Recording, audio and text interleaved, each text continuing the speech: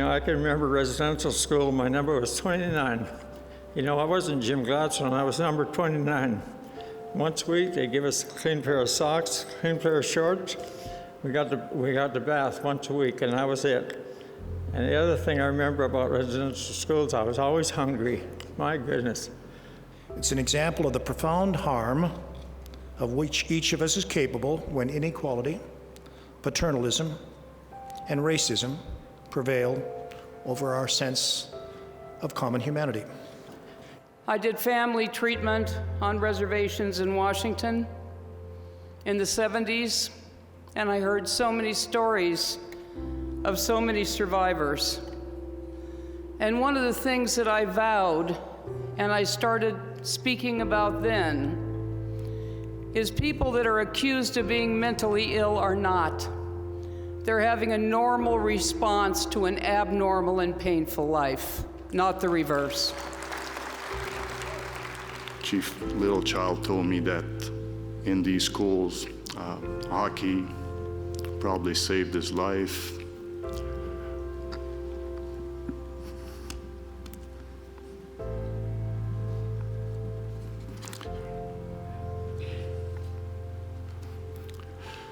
Hockey did a lot for me too, but I don't think it saved my life.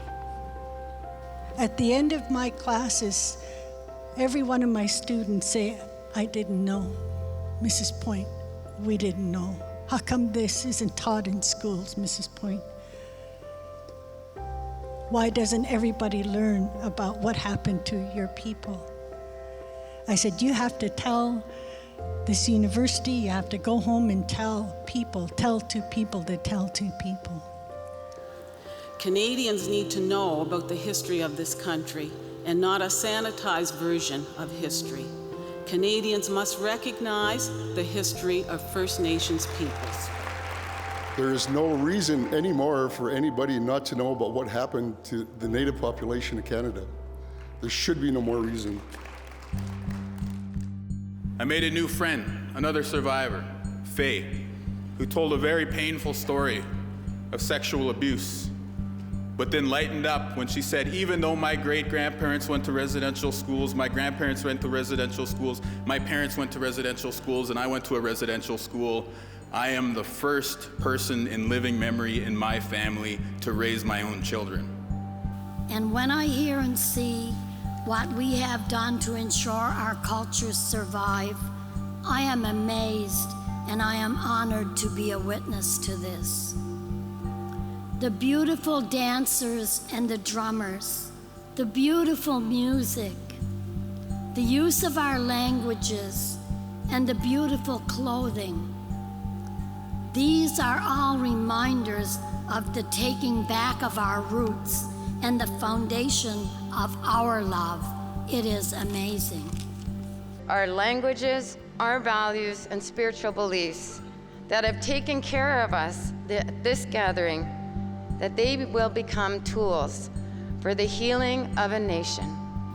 Before, I couldn't say I was a proud Mi'kmaq, but coming here today, looking at everybody talking about how proud they are, to know that I think this might even make them more proud to say that they are Mi'kmaq and that they are their culture.